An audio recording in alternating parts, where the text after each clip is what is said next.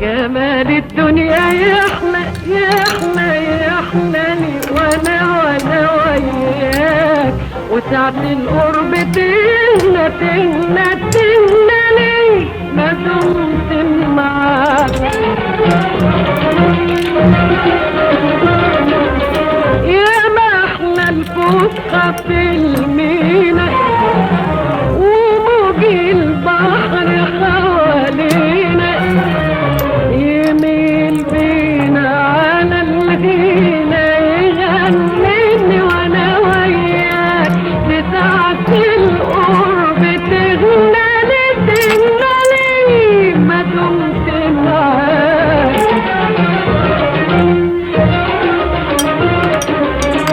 هوية الحسن طول عمري وطيب كان نادين فكري، يا ريتني كنت من بدري. Soft doughy biscuit thing that's stuffed with dates. So we've got half a cup of olive oil and half a cup of vegetable oil, some flour, 500 grams, which is about 3 to 4 cups almost, a tablespoon of semolina, a tablespoon of sugar, a tablespoon of milk powder, half a cup of warm water, which I've soaked about a tablespoon of anise seeds. We're gonna sieve the anise seeds out because we've already got some toasted anise seeds, fennel seeds, nigella seeds, and sesame seeds, plus some mixed spice, which is carrot spice, some ground up fennel and anise seeds, a bit of salt, and some cinnamon. We've got our tablespoon of yeast, and let's just combine the semolina and sugar and milk powder with the flour. And now we're going to add the oil slowly until like the flour sort of soaks up the oil. You can use your fingers to do this or a spoon, so you can see that the flour is soaking up the oil.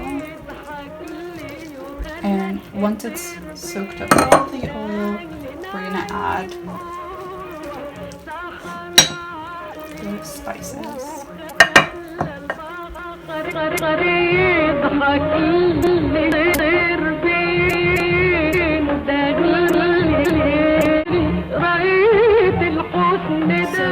Has come together beautifully. We're gonna now leave it to rest.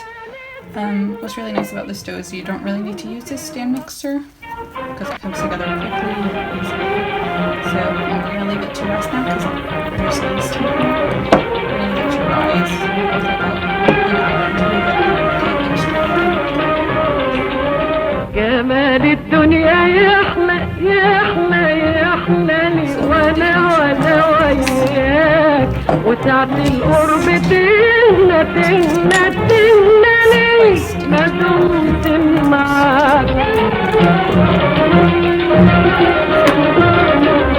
يا ما احلى الفسحة في المينا وموج البحر حوالينا، يميل بينا على المدينة يغنيني وانا وياك، لساعة القرب تغنى لي ما دمت معاك. هوية الحسن طول عمري وطيب كان نادين فكري، يا ريتني كنت من بدري. Just got some ground fennel and anise in it. I'm gonna do some vanilla extract and almond extract again. Quarter teaspoon. And you might need a bit of to combine the mixture.